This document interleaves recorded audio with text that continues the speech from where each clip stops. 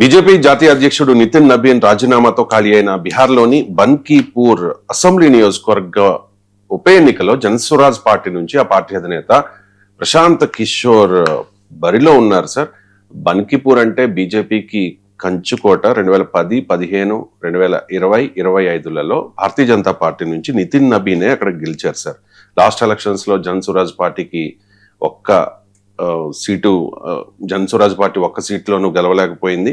And Prashanth Kishore అయితే పోటీనే చేయలేదు.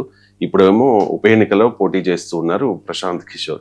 ఏంటి సార్, గెలిచే అవకాశాలు లేకపోయినా ఎందుకు? డెఫినెట్ గా అంటే గెలిచే పోటీ చేయాలంటే గెలిచే వాళ్ళ పోటీ చేయరు. పోటీ వేరు, గెలుపు వేరు. గెలిచే అవకాశాలు ఉన్న వాళ్ళే పోటీ చేయాలని ఇక్కడ రాజ్యాంగంలో చట్టంలో లేదు. ఎన్నికల్లో పోటీ చేయడం అనేది ఇజ్ ఏ లీగల్ రైట్. అది ఎవరైనా పోటీ చేయొచ్చు, మీరేం చేయొచ్చు, నేనేం చేయొచ్చు. ప్రజాస్వామ్యంలో పోటీ చేసేది గెలవటానికి కాదు, తమ అభిప్రాయాలు చెప్పడానికి, ప్రజలకు తామేంటో చెప్పడానికి కూడా ఎన్నికల్లో పోటీ చేస్తారు. గెలవడం, మ్యాచ్ ఆడే వాళ్ళందరూ గెలవాలని ఆడరు, గెలిచే వాళ్ళే ఆడరు, గెలవాలని ఆడతారు. గెలిచే వాళ్ళు ఆడితే ఓడిపెట్టాడు ఉంటాడు. సో ఆ స్పోర్ట్స్మెన్ స్పిరిట్ ఉన్నట్టే పాలిటిక్స్ అయితే ఇంకెక్కువ ఉండాలి. Democracy is not just winnowing elections, contesting elections కూడా ఒక ఐడియాలజికల్ కంటెస్టేషన్. పల పోటీలో ఉన్న మిగతా వాళ్ళకు నాకో తేడా ఇది, నేను దీనికి రిప్రజెంట్ చేస్తాను అని. ఇవాళ గెలవకపోయినా రేపు గెలవచ్చు. పోటీనే గెలిచే సమయం వచ్చినప్పుడే పోటీ చేయాలనేది ఎక్కడా లేదు. అందువల్ల రాజకీయ వ్యూహాల్లో భాగంగా, రాజకీయ ప్రచారంలో భాగంగా కూడా పార్టీలు పోటీ చేస్తుంటాయి. అయినా ఎవరు గెలుస్తారు అనేది ఎవరు చెప్పగలుగుతాం? అది ఎన్నికల్లో తేలాల్సిన అంశము, ప్రజలు తీర్పు చెప్పాల్సిన అంశం. అయితే మీరు అన్నట్లు బన్కీపూర్ డెఫినెట్ గా ఒక ప్రెస్టీజియస్ కాన్స్టిట్యున్సీ బీజేపీకి. ఎందుకంటే బీజేపీకి 1977లో కూడా రవిశంకర్ ప్రసాద్, కేంద్ర మాజీ మంత్రి, ప్రముఖ బీజేపీ నాయకుడు రవిశంకర్ ప్రసాద్ ఫాదర్ ఠాకూర్ ప్రసాద్ కూడా అక్కడి నుంచి గెలిచారు. మీకు నితిన్ నబీన్ ఫాదర్ నవీన్ కిషోర్ ప్రసాద్ సిన్హా మీకు 91లో అనుకుంటాను ఫస్ట్ టైం గెలిచారు. సో ఆయన వరుసగా 4 times గెలిచారు. మళ్ళీ నితిన్ నవీన్ 5 times గెలిచారు. అంటే అంతకుముందు 2009 కన్నా ముందు ఇది పాట్నా వెస్ట్ ఉండేది. ఆ తర్వాత ఇప్పుడు అది బన్కీపూర్గా మారింది 2009 డీలిమిటేషన్ తర్వాత. సో ఈ కాన్స్టిట్యున్సీ హిస్టారికల్ గా more than 3 decades BJP strong seat. So అందులో ఎవరికి డిస్ప్యూట్ లేదు. అందులో BJP all India president Nitin Nabin, ఆయన ఆల్ ఇండియా ప్రెసిడెంట్ అయ్యాక రాజ్యసభకు వెళ్ళడం వల్ల ఖాళీ చేసిన సీటు. అందువల్ల తమ పార్టీ అఖిల భారత అధ్యక్షుడు వెకేట్ చేసిన సీటు కనుక బీజేపీ ఎంత ప్రతిష్టాత్మకంగా దాన్ని తీసుకుంటుంది అనేది మనం ఊహించగలం. మూడవది, బీజేపీ రాష్ట్రంలో అధికారంలో ఉంది. అందులో మొదటిసారి జేడీయూ నుంచి ముఖ్యమంత్రి పదవి కూడా తీసుకొని సీఎం పదవిలో కూడా బీజేపీ అభ్యర్థి కూర్చున్నాడు. నాలుగవది, ఇది నితిన్ నబీన్ మీకు ఇక్కడ కాస్ట్ సోషల్ కాంపోజిషన్ తీసుకున్న కాయస్థాసు మీకు బీహార్లో 2022-23 కాస్ట్ సర్వే ప్రకారము 2 కోట్ల మంది అప్పర్ కాస్ట్ పాపులేషన్ ఉంటారు. కాయస్థాసు, బ్రాహ్మణ్స్, భూమిహార్స్ వీళ్ళంతా కలిపితే 2 కోట్లు ఉంటారు. అందులో కేవలం 7,85,000 Kayasthas. Kayasthas is a very small community. అంటే మొత్తం బీహార్ లో 0.6% మాత్రమే. మీకు 2 కోట్ల మంది అప్పర్ కాస్ట్ ఉంటే అందులో కేవలం 7,85,000 మాత్రమే. అయితే ఈ కాన్స్టిట్యున్సీ ప్రత్యేకత ఏంటంటే ఈ కాన్స్టిట్యున్సీ మొత్తం ఓటర్లలో 14% కాయస్థాస్. సో మీకు అందుకే ఇది నితిన్ నబీన్ కు వాళ్ళ ఫాదర్ కు అంత కంచుకొట్టగా ఉంటూ వచ్చింది. సో అందువల్ల సోషల్ కాంపోజిషన్ రీత్యా చూసిన బీజేపీకి కాయస్థా కమ్యూనిటీ ఇది లాయల్ ఓట్ బేస్. ఆ లాయల్ ఓట్ బేస్ అత్యధికంగా ఉన్నటువంటి, ప్రముఖంగా ఉన్నటువంటి సీటు కూడా ఇది. సో అందువల్ల ఏ రకంగా చూసినా మీరు అన్నట్లు బీజేపీకి ఇది అత్యంత ప్రతిష్టాత్మకమైన సీటు. చరిత్రలో బీజేపీ గెలుస్తూ వచ్చిన సీటు, అర్బన్ సీటు. అందువల్ల కంప్లీట్లీ పాట్నా సిటీలో ఉండే సీట్ ఇది. సో పేరు బన్కీపూర్ నాకు కూడా అది ఒకప్పుడు నేను ఇంతకుముందు చెప్పినట్టు పాట్నా వెస్ట్ అంటారు, ఇది పాట్నా అర్బన్ కాంగ్లమరేషన్ లో భాగం. సో అందువల్ల బీజేపీ సహజంగానే it's a very very prestigious seat. మరి ఇలాంటి సీట్లో ఆర్జేడీ కూడా పోటీలో ఉంటగా ప్రశాంత్ కిషోర్ ఎందుకు రంగంలో దిగాడు అనేది క్వశ్చన్. ఏ వ్యూహంతో రంగంలో దిగాడు? ఆయన మీకు లాస్ట్ ఎన్నికల్లో 2024లో 238 అసెంబ్లీ సీట్స్ లో మీకు జన్స్వరాజ్ పార్టీ, ప్రశాంత్ కిషోర్ పార్టీ పోటీ చేస్తే అందులో కేవలం 2 సీట్లలో మాత్రమే డిపాజిట్ దక్కింది. గెలవడం పక్క పెట్టండి, మీరు గెలవడం ఒక్క సీట్ కూడా గెలవలేదు, కానీ ఈవెన్ డిపాజిట్ దక్కింది కూడా 2 సీట్లలో. ఇంకో ఇంట్రెస్టింగ్ గణాంకం ఏంటంటే, అయితే అదే సమయంలో ఒక 2 డజన్ కాన్స్టిట్యున్సీస్ లో మీకు గెలిచిన అభ్యర్థి మార్జిన్ కన్నా కూడా మీకు జన్స్వరాజ్ పార్టీకి ఎక్కువ ఓట్లు వచ్చాయి. Nearly 2 dozen seats. అంటే 2 డజన్ సీట్స్ లో మీకు జన్స్వరాజ్ పార్టీ గెలవకపోయినా ఎవరు గెలుస్తారన్న దాన్ని ఈ పార్టీ నిర్ణయించగలిగింది. ఎందుకంటే ఆ గెలిచిన అభ్యర్థికి వచ్చిన మెజారిటీ కన్నా వీళ్ళకి ఎక్కువ ఓట్లు వచ్చాయి కనుక ఈ ఓట్లు జన్స్వరాజే పోటీ చేసి ఉండకపోతే గెలిపోవడంలో తారుమారవుతాయి. అందువల్ల 2 సీట్లలో డిపాజిట్ మాత్రమే రావడము, 1 సీటు గెలవకపోవడము, అడ్రస్ లేకుండా పోవడం ఒక అంశం అయితే, అదే సమయంలో 2 డజన్ల సీట్లలో ఎన్నికల అవుట్కమ్ పైన జన్స్వరాజ్ పార్టీ ప్రభావితం చూపింది.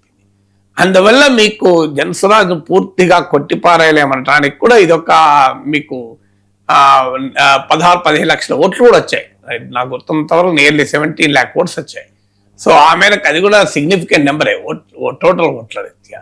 అయితే ప్రశాంత్ కిషోర్ పెట్టిన కృషి వచ్చిన హైప్ తో పోలిస్తే నెగ్లిజిబుల్. ఎందుకంటే ఆయన 1.5 ఏళ్ల దాదాపు 2 ఏళ్ళు అనుకుంటారు, చాలా కాలమైన పాదయాత్ర చేశారు, 1000 కిలోమీటర్లు పాదయాత్ర చేశారు. ఒక చాలా very very successful poll strategist, very lucrative business.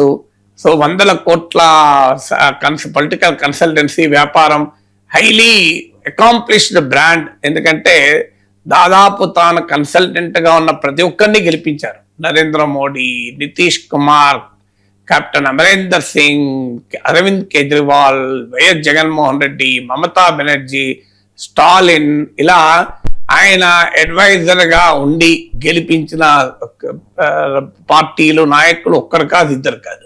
ఒక్క ఉత్తరప్రదేశ్ లో కాంగ్రెస్ కు అడ్వైజ్ చేసి అక్కడ మాత్రమే దెబ్బతిన్నాడు తప్ప అది రేర్.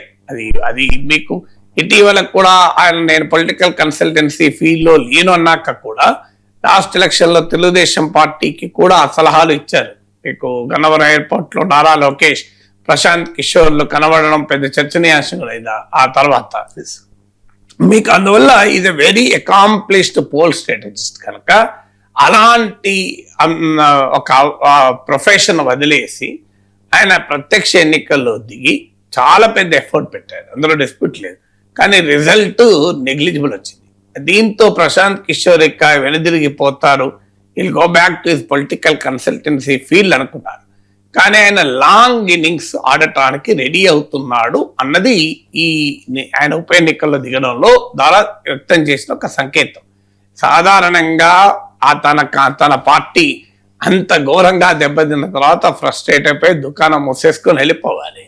అసలు బాగా గెలిచిన పార్టీలే ఇప్పుడు ప్రజారాజ్యం 18 ఎమ్మెల్యే సీట్లు గెలుచుకొని 17-18% ఓటింగ్ తెచ్చుకున్న పార్టీయే ఆ తర్వాత కాంగ్రెస్ లో విలీనమైంది. మీకు లోక్సత్తా లాంటి పార్టీలు పోటీ నుంచే ఎన్నికల బరి నుంచే మేము ఎన్నికల్లో పోటీ చేయడం లేదని ప్రకటించేశారు. సో ఇలాంటి చూసిన నేపథ్యంలో ప్రశాంత్ కిషోర్ సాహసోపేతమైన నిర్ణయం, ఆయన ఆ ప్రభావం చూపారు. ఇప్పుడు తానే స్వయంగా దిగి ఎన్నికల్లో పోటీ చేయడం ద్వారా ఒక పెద్ద పొలిటికల్ రిస్క్ అయితే తీసుకుంటున్నాడు, అందులో డిస్ప్యూట్ లేదు. ఇప్పుడు ఆయన డిపాజిట్ కూడా గల్లంత అయితే it's a very big political prestige. But risk తీసుకున్న వారే కదా ఎప్పుడైనా లాభపడేది.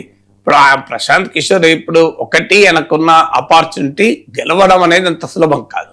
గెలిస్తే అది దాన్ని మించినటువంటి లక్కీ కోటి ఉండదు.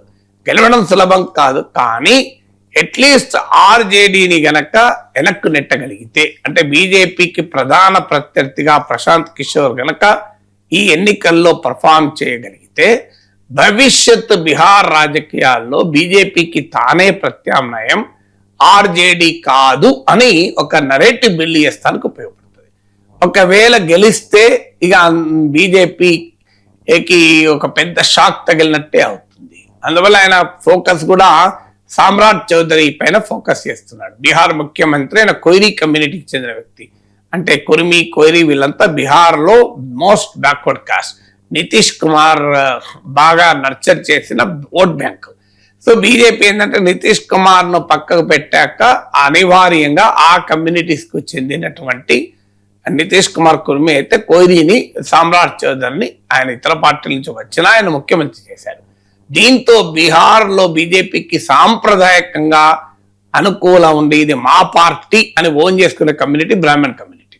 సో ఇది బ్రాహ్మణ్ కమ్యూనిటీ బీహార్, యూపీ ఈ ప్రాంతాల్లో ఇది మా పార్టీని ఓన్ చేసుకుంటారు. సో అలాంటి బ్రాహ్మణ్ కమ్యూనిటీలో తీవ్రమైన అసంతృప్తి కూడా ఉంది. ప్రశాంత్ కిషోర్ ఆ వ్యూహాన్ని కూడా రచించినట్టున్నాడు. అది కూడా తనకు ఉపయోగపడుతుంది వ్యక్తిగతంగా. అంటే బీహార్ సామ్రాట్ చౌదరిని బీహార్లో బీజేపీ పికప్ చేసుకోవడాన్ని వ్యతిరేకిస్తున్న బ్రాహ్మణ్ కాయస్థా ఓటర్లను తన వైపు తిప్పుకోగలిగితే తాను ఒక మ్యాసివ్ ప్రభావాన్ని ఈ ఎన్నికల్లో చూపెట్టగలుగుతారు. ఎందుకంటే ఇలాంటి సోషల్ ఇంజనీరింగ్ లో ప్రశాంత్ కిషోర్ దిట్ట కదా. ఇతర పార్టీలకు చాలా అడ్వైజులు ఇచ్చి ఇలా నానా గందరగోళాలు క్యారెక్టర్లు నడిపినటువంటి వ్యక్తి. సో అందువల్ల బీజేపీ ఓట్ బ్యాంక్ లోనే కాస్త తీసుకురావడం ఒకటి. తర్వాత ఇప్పటిదాకా బీహార్ ఎన్నిక అంటే కులాల గొడవలు తప్ప ఇంకోటి ఉండదు. ఇప్పుడు ఆయన new grammar, new language of electioneering లో మొదలు పెట్టాడు. తన ఎన్నికల క్యాంపెయిన్ మొత్తం ఈ గవర్నెన్స్ ఇష్యూస్ పైన, మీకు పేపర్ లీక్స్ పైన, అన్ఎంప్లాయ్మెంట్ పైన, మిస్ గవర్నెన్స్ పైన ప్రధానంగా ఫోకస్ చేస్తున్నాడు. ఇప్పుడు ఢిల్లీలో జరిగిన జంతర్ మంతర్లో బీజేపీకి వ్యతిరేకంగా జరిగినటువంటి కాక్రోచ్ల ఉద్యమం, ధర్మేంద్ర ప్రధాన్ రాజీనామా, ఇది కూడా అర్బన్ సీట్ కనుక అర్బన్ ఎస్పెషల్లీ యూత్, ఎందుకంటే బీహార్లో కూడా పెద్ద ఎత్తున యూత్ ప్రొటెస్ట్లు జరిగాయి. ఈవెన్ ఈ నిరసనలు అయిపోయాక కూడా అరెస్టులు జరుగుతున్నాయి. సో బీహార్లో కూడా భారీగా యూత్ నిరసన చూశాం కనుక ఆ అంశం కూడా కలిసి వస్తే, ఇవన్నీ ఫ్యాక్టర్స్ కలిసి వస్తే ఒక సిగ్నిఫికెంట్ ఓటింగ్ కనుక ప్రశాంత్ కిషోర్ చూపెట్టగలిగాడు అనుకోండి. సో బీహార్ ఎలక్షన్స్ లో లాంగ్ టర్మ్ పాలిటిక్స్ లో ఒక రిలవెంట్ గా ఉండాలి అనే ఒక ప్రయత్నం కూడా చేయవచ్చు బహుశా.